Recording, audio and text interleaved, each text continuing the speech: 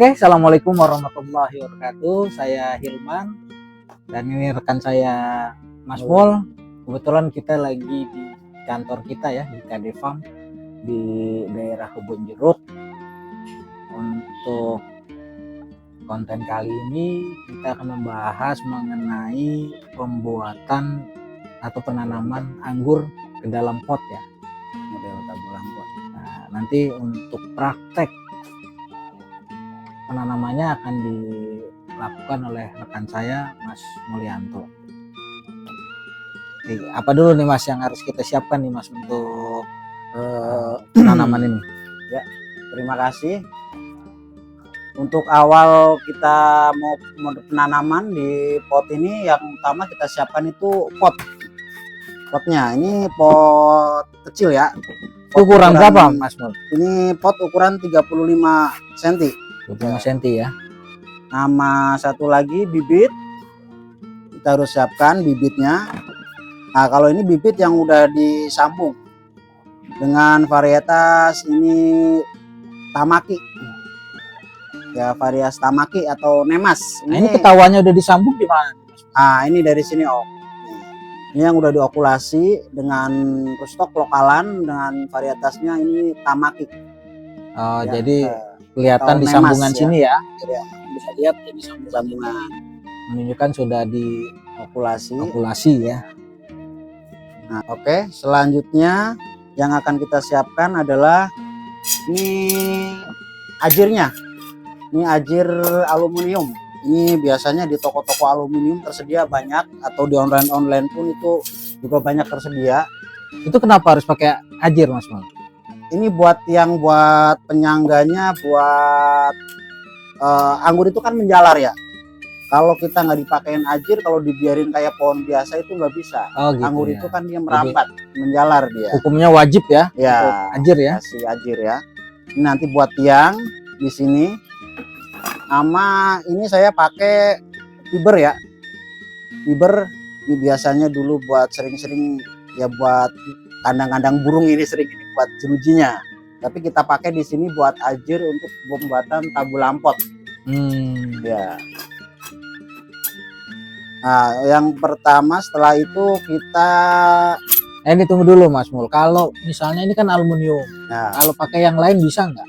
Bisa. Pakai besi, mau pakai kayu juga bisa. Kayu cuma dia akan cepat untuk rapuh dan dia hancur karena terkena air setiap hari, kena panas dan korosi dari pupuk kimia. Biasanya kita selalu makanya kebanyakan pupuk kimia. Nah, itu sering terjadi korosi, jadinya hancur, cepat hancur.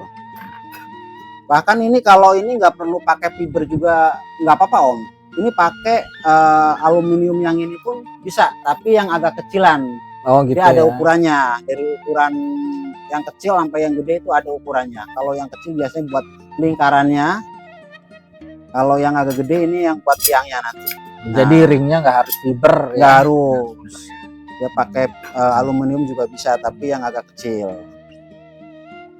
Oke, untuk selanjutnya yang akan kita siapkan itu untuk pembuatan ajir ini, kita itu membutuhkan solder. Solder itu nanti untuk melubangi bagian-bagian sini untuk pengikatan dengan kabel tis. Ini namanya pakai kabel tis saya. Nggak pakai kabel tis, pakai kawat atau pakai apapun bisa sih. Nggak harus pakai kabel tis juga. Nah, untuk selanjutnya kita akan panaskan dulu soldernya. Kita buat lubang. Ini kita buat lubang, kita ukur dulu di sini.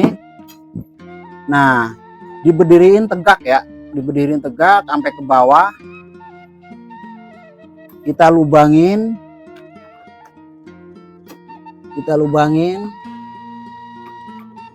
kita 2 kali pengikatan ya di sini ya. Setelah kita lubangin semuanya ini, ya kita lubangin, jadi kanan kiri buat lubang buat pengikatan ajir ini nih. Nah, setelah itu kita ikat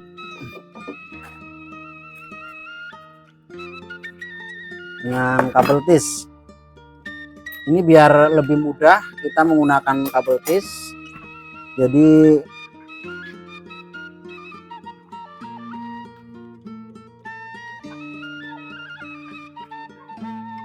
ya,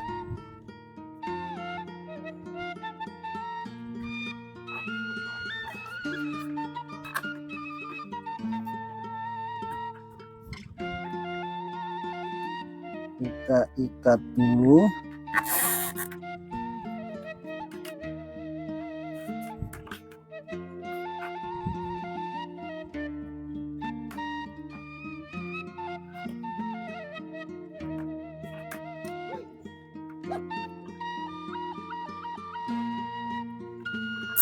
Nah, setelah itu kita pasang ajirnya. Nah, sampai mentok ke bawah biar kenceng dia. Tinggal tarik.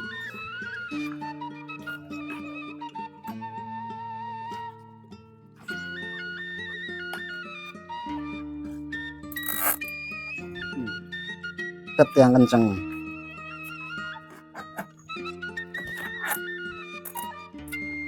Nah, udah kencang, tinggal kita potong.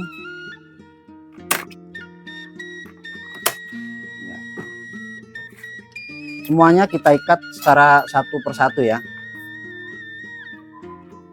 Kita ikat secara satu persatu semuanya. A few moments later. Oke, ini setelah kita ikat semuanya. Nah, ini pemasangan ajirnya seperti ini. Tinggal kita kasih media tanam. Setelah itu kita langsung penanaman bibitnya. Ini bibitnya. Nah, kita siapin. Nah, ini media tanamnya udah jadi. Ini udah difermentasi ya, udah beberapa bulan ini, udah ada 3 bulan lebih ini. Mungkin kurang lebih sekitar setengah 6 bulanan ini udah. Ya. Nah, kita tinggal tuang aja media tanamnya.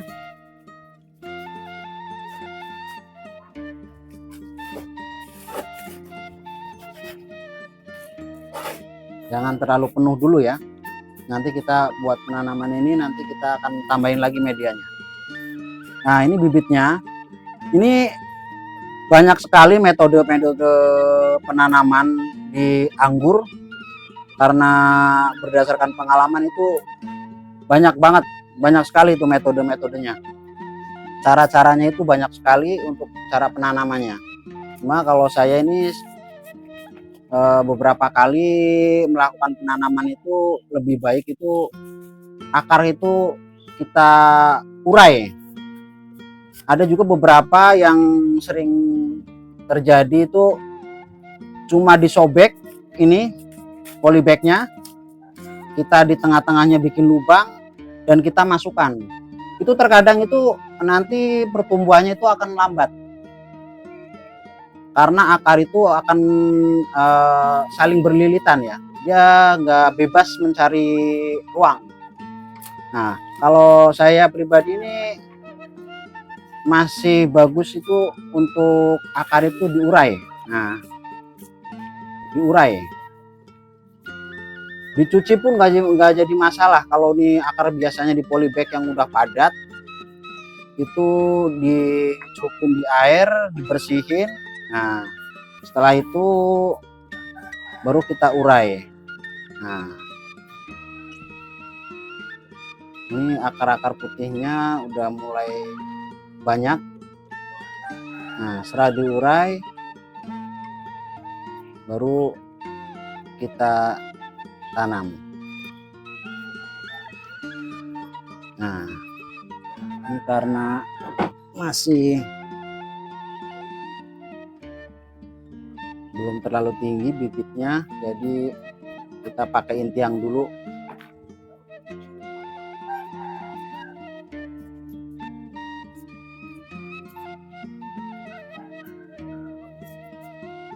Ya, setelah kita urai, kita tambahkan lagi media tanamnya sampai penuh.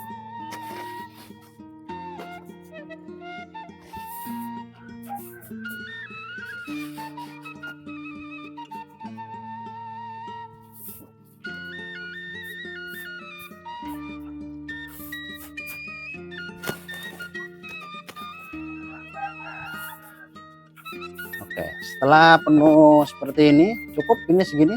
Jangan terlalu penuh juga, biar ada agak rongga nanti buat masuk masa generatif itu bisa kita tambahkan dengan kompos yang lain atau kotoran hewan atau yang lain bisa. Setelah ini langsung kita siram ya. Setelah disiram jenuh full sampai basah semuanya media, langsung kita jemur di terik sinar matahari, nggak apa-apa. Nah, setelah itu untuk awal biasanya para pemula itu akan mempertanyakan apakah bisa langsung dipupuk. Lebih baik itu jangan dipupuk dulu. Jangan dipupuk, kurang lebih 2 minggu. Setelah mulai ada di sini kelihatan pucuk-pucuk aktif lagi, sekitar kurang lebih 2 minggu, baru kita masuk pupuk vegetatif ya. Kita masuk ke pupuk pertumbuhan dulu. Oke, nah ini Mas Mul udah ditanam, terus diapain lagi nih Mas Mul? Ini setelah ditanam seperti ini itu langsung kita siram. Siram itu siram sebanyak-banyaknya sampai banjir pun nggak apa-apa ini. Yang penting medianya itu terkena air semua ya, basah semua. Ini air biasa ya? Air biasa. Kalau air pump boleh nggak? Boleh, cuma akan lebih baik dia sebenarnya diendapin dulu kalau air pump. Karena air pump itu dia mengandung kaporit ya. Jadi masih mending, lebih bagusnya itu diendapin dulu kalau air pump ya. Sampai basah medianya.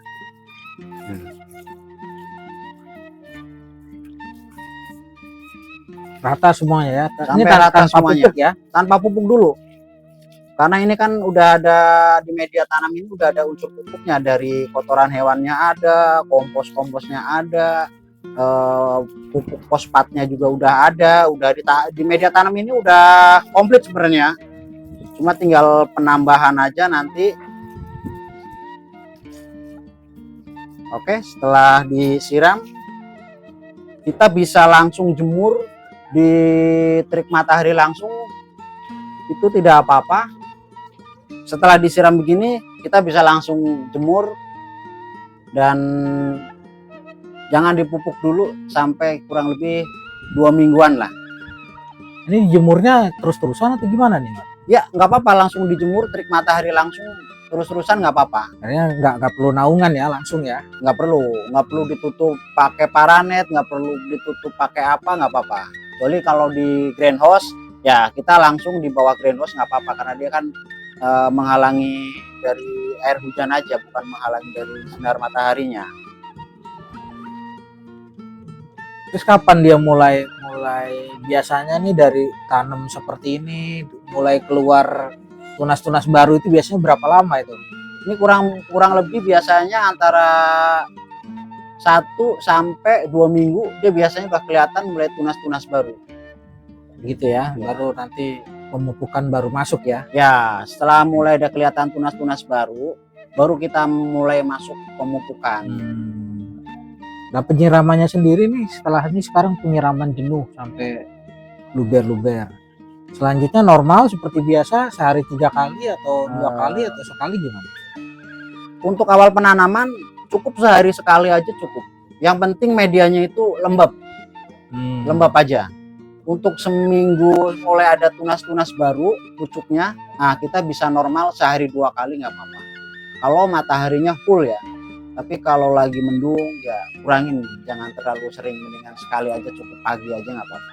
Jadi selama belum ada tunas, yang penting lembab aja dulu ya. Yang penting lembab aja, jangan terlalu basah banget, cukup lembab aja nggak apa-apa, cukup.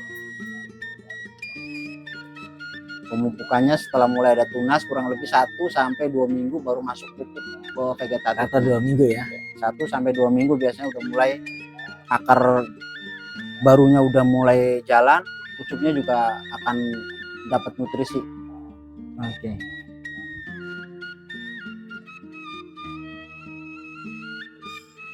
Oke, sobat KD Farm, tadi kita udah membahas mengenai penanaman bibit ya di dalam pot. Nah, selanjutnya kita akan lanjutkan pembuatan video ini kurang lebih 2 minggu ke depan, sambil kita membahas mengenai program pemupukan untuk tanaman anggur di dalam pot. Untuk narasumbernya tetap Mas Mulyanto, saya sebagai pembawa acara. Terima kasih, salam KD Farm.